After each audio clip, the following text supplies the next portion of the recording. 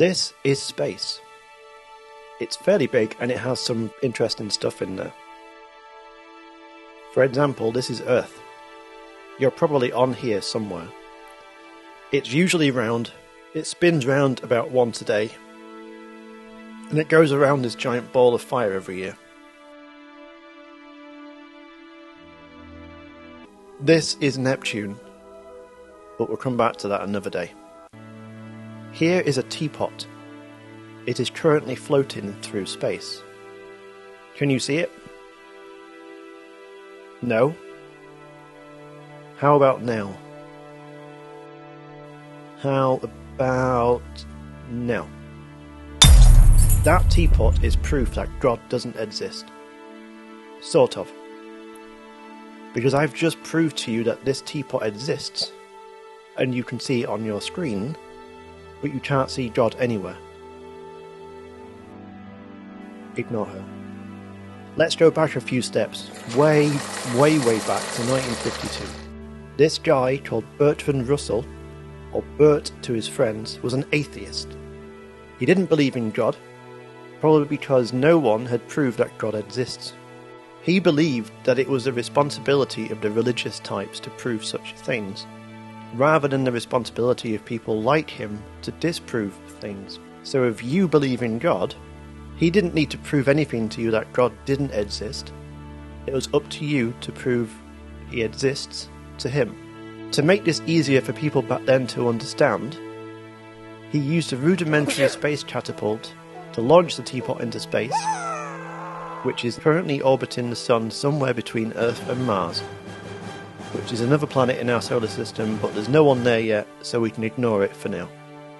And in doing so, Bertie Boy convinced the world that God didn't exist, and we all lived happily, or miserably, ever after. The end. Thank you for watching. You don't believe me? Prove that I'm wrong. You see, that's the problem with all of this. I can't prove to you that it happened. I can't prove that the teapot even existed in the first place. Maybe it always existed, or maybe it is yet to exist but will exist at some point.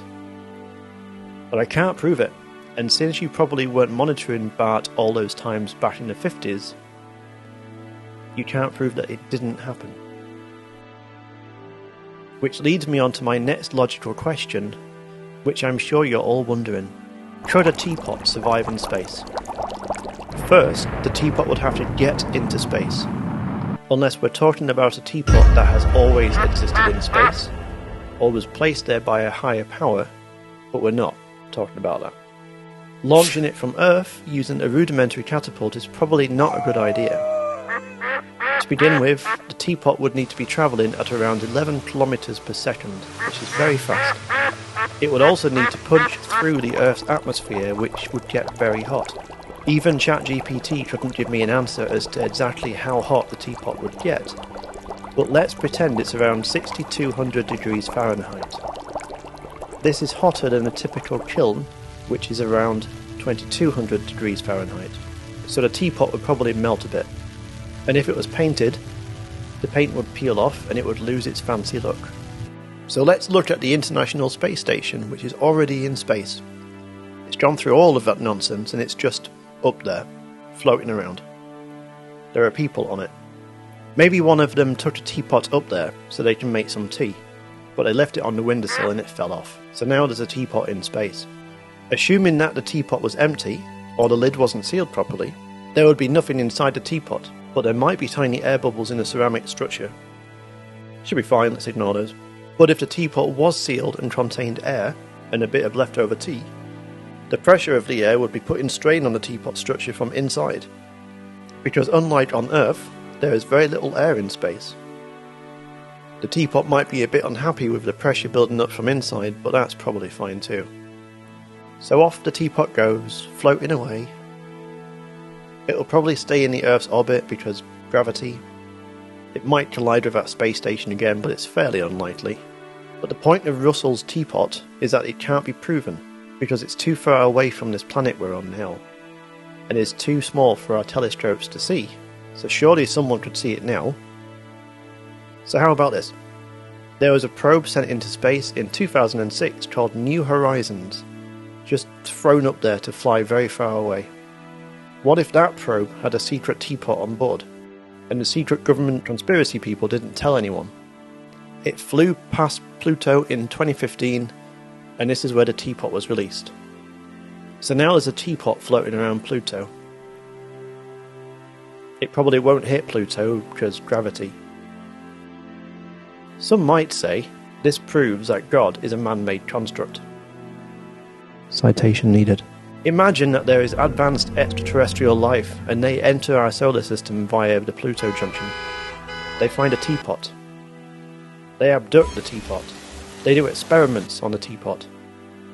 Some might say that this proves that God was killed by aliens. Citation needed. Or maybe they take the teapot in, warm up that leftover tea, drink it, are amazed by the quality of the tea, and assume that fellow YouTuber The Spiffing Bread is our leader and ruler, which he probably is by this point. Or, most likely, they see the teapot floating in space, decide that if we're launching teapots into space, we're probably not quite ready for visitors just yet. What does this all mean? Nothing, probably. But if there is a teapot floating in space, it proves nothing about the existence of God. In fact, nothing does. So what's the point of anything? Is there any reason for us being here at all? When will it stop?